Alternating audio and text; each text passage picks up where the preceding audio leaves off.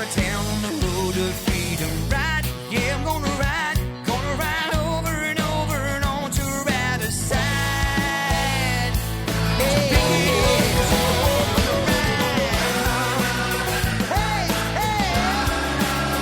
feel your soul. We're gonna ride, yeah. Today on Oz Rodeo, we head back to Mount Isa to bring you the first part of our coverage of the finals action from the 2014 Mount Isa Mines Rotary Rodeo. This is day 3 of the biggest rodeo event in the Southern Hemisphere, and with more than $200,000 in prize money up for grabs, the finals action is sure to bring out the best in both man and beast.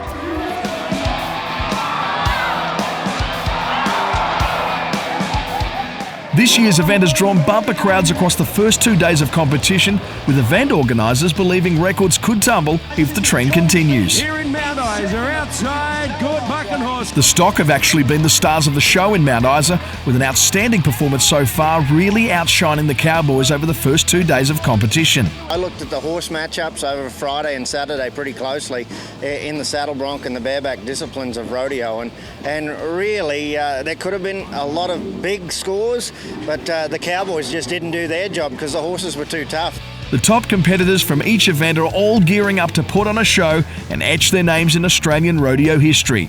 Everyone wants to win the Mount Isa Rodeo. It's the biggest rodeo of the year. Like, it's the daddy of the North, I suppose. Like, you know, like the money's unreal, and at the same time, you know, like to win the Mount Isa Rodeo, a nice gold buckle at the end of the rodeo, and your name's there. It really is the pinnacle of the richest rodeo in the Southern Hemisphere here at Mount Isa, and the hospitality of the community, the Rotary Club, they've really got behind this project each and every year. The stock are primed, the athletes are warming up, and the crowd is building. Get ready, because it's time for the 2014 Mount Isa Rodeo Finals.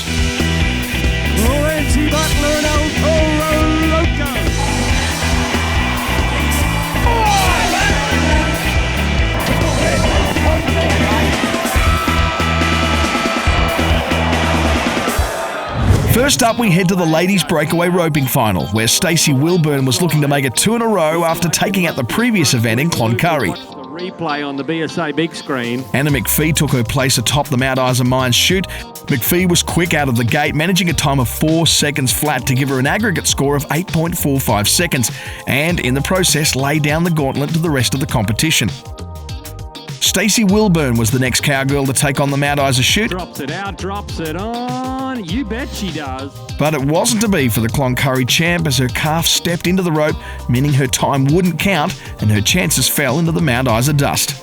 Competition leader Anna McPhee's time of 4 seconds flat meant the final riders knew they had to be quick if they wanted the title. Casey Lee Collins knew she had to bring her A game to the Mount Isa chutes to take out the final, requiring a 4.5 second run to move into first place. Collins went for the quick rope straight out of the gate, but missed her opportunity, crashing out of the competition. Round 1 leader Jane Fay was the last rider to take her place in the chutes, and knew a time of under 5 seconds would be enough to secure her the title. And as any true champion does, Faye blitzed the competition, recording the fastest time of the Mount Isa Rodeo at 3 seconds flat to take the 2014 Mount Isa Mines Rotary Rodeo Breakaway Roping title. What about the fastest time of the weekend? That meant Anna McPhee was good enough to take second place, with Vicky Tatum in third, but both riders would have been in awe of the first place Faye, who paid special mention to her horse for a fantastic ride. I just mentally try to stay focused. I don't watch girls rope before me in the round. I had my best friend, she told me sort of if I had a little bit of time to play with, I could afford to be a little bit safe. But yeah, I just mentally try to stay really positive and believe in my ability and the horse that I'm riding and try to get it done. When it comes to the rope and tie competition, it was billed as the battle of the big guns for the rope and tie final, as 2 legends of the sport, Shane Kenny and Shane Iker, lined up to take on the Mount Isa chutes. Iker and Kenny were the only 2 riders to go sub 12 seconds in the opening round, and to be a brave man to tip against one of these 2 legends doing it again in the final. It was the 3rd place Ty Parkinson who was first to take on the Mount Isa chutes. Come on, cowboy, get a bit of hustle about you and get some money. 1, 2 and out of there, yes sir, you better. Setting a time of 11.3 seconds to rocket up the leaderboard. The man who holds the record for the fastest rope and tie in Australia, Shane Kenny, was next to take his place in the chutes. Kenny needed a time of 12.1 seconds or better to retain his position at the top of the rope and tie leaderboard. Come on, big guy, let's get him. Spin him and lay him. Get to him, Peg and String will go to work. He's in the 12 hole here, ladies. Yeah, Kenny showing plenty of class. Snatched the lead away from Parkinson with the time of 12 seconds flat. That left Kenny and Parkinson sitting pretty with just one rider left in the chute, the current rope and tie champion of Australia, Shane Iker. Iker set a scintillating time of 11 seconds flat in the first round of competition, meaning he only needed to go under 12.5 seconds for the win. Around, tie him down, let's go. Hey, have a look at this for a run started, ladies and gentlemen. The champ's going to go to work, 1, 2, and out of there. But it wasn't to be, as a 10-second penalty robbed the champion rider of another title. That penalty handed Shane Kenny the victory, with Ty Parkinson in second and Brodie Moss rounding out the top three in third. This is what everyone dreams of, I suppose. It's whenever you're a kid growing up, you always want to win Mount Isa or some of the bigger rodeos in Australia. So to be lucky enough to come here and do it, it's probably a lot less pressure on me nowadays. I've done it a few times before and probably know what it takes to win and also know what it takes to lose. So it's always very, very fortunate when you come up with a win. Over to the saddle bronc now, and after coming up trumps in the first round, Michael Maher held out a 3-point lead over his nearest rival, putting him in pole position to take out the competition. Sitting in third place coming into the finals was Joel Taylor after a solid 76-point ride in the first round. The cowboy from the country music capital of Australia set the benchmark with a 79-point ride on the Gary McPhee horse, Take Me Easy. And he rockets up the leaderboard with a combined score of 159 points with only 3 riders to come. Safely on the ground, ladies and gentlemen, Joel Taylor. It was a disappointing afternoon for Caboolture cowboy David Mulwiney after his horse Cajun Lady got the better of him, becoming the only rider to be bucked in the final in what is a testament to the quality of the competition. Mulwiney's exit left the door open for Carl Green, who was sitting pretty in second place after a 78-point ride in the opening round. Raise him on, out he goes. Carl Green, Cheyenne Top Girl, hang on. Green registered a score of 82 points for his ride on Cheyenne Top Girl, which was enough to lift him into first place with one rider to go. So it was left to the man who topped the leaderboard after the first round, Michael Maher, to close out the competition as he looked to secure the Open Saddle Bronc title. Explosive. Maher took on the 4-star rated bucking horse known as Jane and didn't disappoint, putting on a show for the judges, who responded with the highest point score of the competition, an 84, to hand in the Mount Isa Open Saddle Bronc title for 2014. And wasn't he happy about it? Maher convincingly took out the event with a combined score of 165, outdoing Carl Green in both rounds of the competition to take the event and the share in over $12,000 in prize money. Yeah, I was fortunate enough to draw 2 great horses, so yeah, she had a nice little air out of there, and then it's pretty much a bit of a blur from there. I guess I rode her good because I scored me good, so yeah, no, she was a hell of a lot of fun.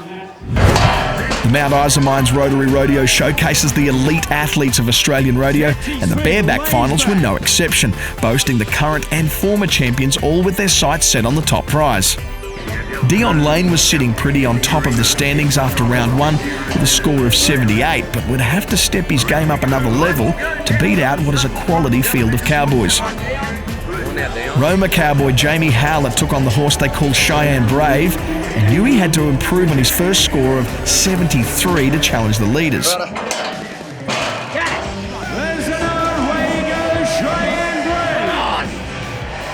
Howlett held on for the full 8 seconds and recorded an 80-point ride. That's the highest score of the tournament so far. That moved Howlett to the top of the leaderboard with only a couple of cowboys still to ride. Sitting just outside the top 3 with a 73-point ride in round 1, the man from Central Queensland, Stuart Frame. He was under no illusions it was going to take a special ride and some luck if he was any chance of winning the Bareback final.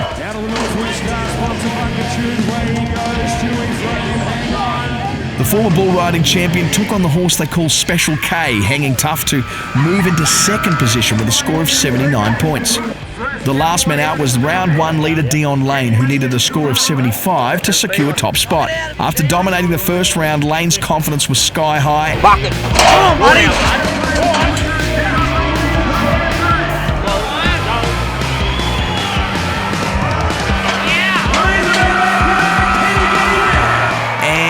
showed in his second run as he put on a show for a score of 81 points, the highest of the entire weekend. That sent Lane to the top of the standings with Jamie Howlett in second and the Rockhampton Cowboys' Stuart Frame rounding out the top three. For those lucky enough to make it to the event, there's a whole lot more to the Mount Isa Rodeo than what goes on inside the arena. The famous Mardi Gras festival and parade celebrates the colour, community and diversity of the region, with this year's parade theme paying tribute to the Royal Flying Doctor's 50 years of quality service in the town. That's all we've got time for today from Mount Isa. Join us next time on Oz Rodeo for part 2 of the Mount Isa Mines Rotary Rodeo Finals. If you want to stay in touch with everything Oz Rodeo, follow us on Facebook at facebook.com/Oz Rodeo for exclusive content and updates as we travel throughout Australian rodeo heartland.